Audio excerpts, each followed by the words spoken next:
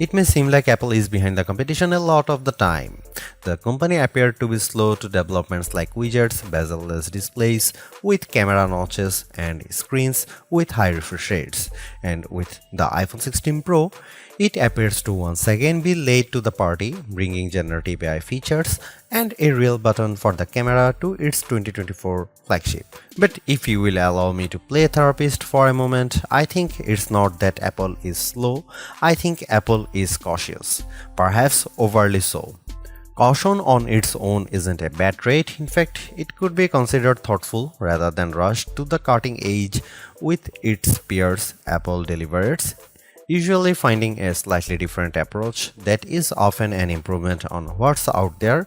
Just look at the Vision Pro headset or Apple Silicon, or even the iPod, the iPad, and the AirPods, which were far from the first of their kind when they launched.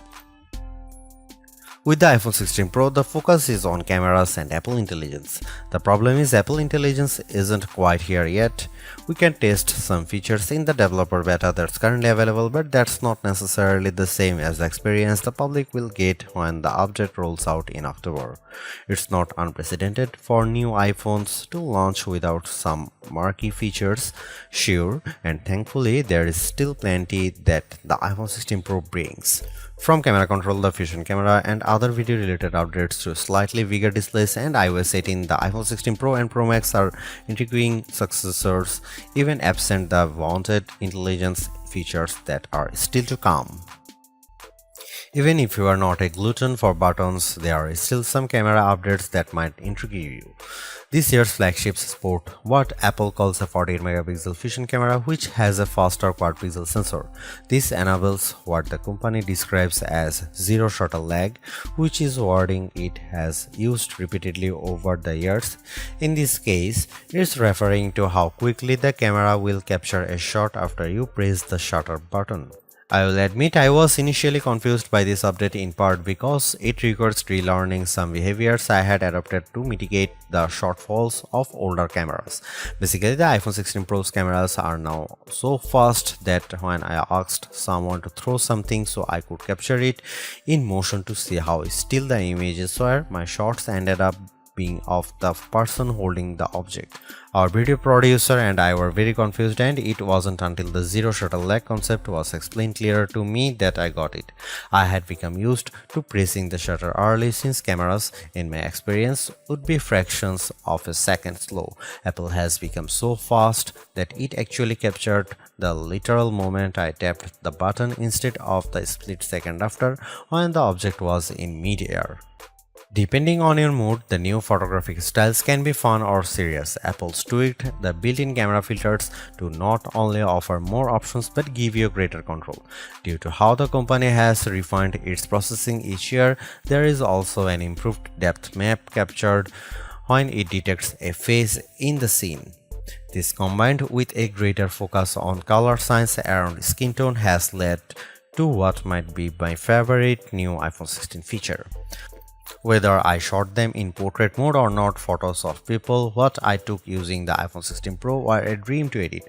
Simply switching between the standard, natural, luminous, quiet, or ethereal styles already resulted in improvements to be colors and shadows, but I could also tap on each thumbnail to access the new editing touchpad and drag a dot around.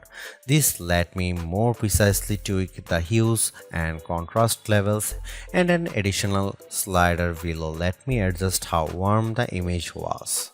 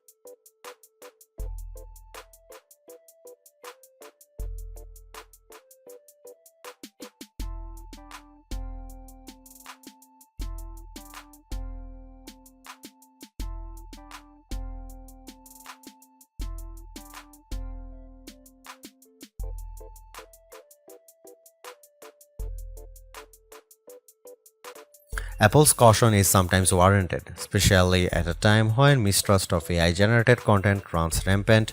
The company taking its time to get Apple Intelligence right is understandable, but its deliberation doesn't always lead to winners. While I appreciate the attempt to differentiate camera control with the touch sensor for more versatility, I am not yet convinced on its usefulness. The good news is, and I cannot stress this enough, you have the option to tune it to your liking, and that's the theme I'm seeing in recent Apple features that hint at more thoughtfulness than usual. If you don't like something or if something isn't right for your needs, you can adjust or disable it. In iOS 18, you have greater control over your home screen's app layout and can pin custom collections for easier reach. In the Photos app, the action button introduced last year could have been a spectacular fail had Apple not let you still keep it as a mute switch, but it managed to give people more functionality while maintaining the status quo for those who are just as resistant to change. Change is scary, change is hard, but without change there is no progress. Apple's cautious approach is a tricky balancing act that's evident on the iPhone 16 Pro. Some new features like audio mix and custom routes in maps delivers mixed results, otherwise like photography styles are hits. Then there are the basic ingredients like good battery life and durable, attractive designs that Apple cannot neglect. The iPhone 16 Pro's subpar battery life holds it back from beating the competition, which is stiffer than ever this year, especially from Google. Luckily for Apple, most people who have iPhones are going to stick with iPhones. It's just easier. For those already sucked into the ecosystem, the iPhone 16 Pro are worth the upgrade from a model that's at least 2 years old. If you already have an iPhone 15 Pro, for the sake of our planet and your wallet, you might prefer to hold off on upgrading, especially since this year's devices aren't that much different.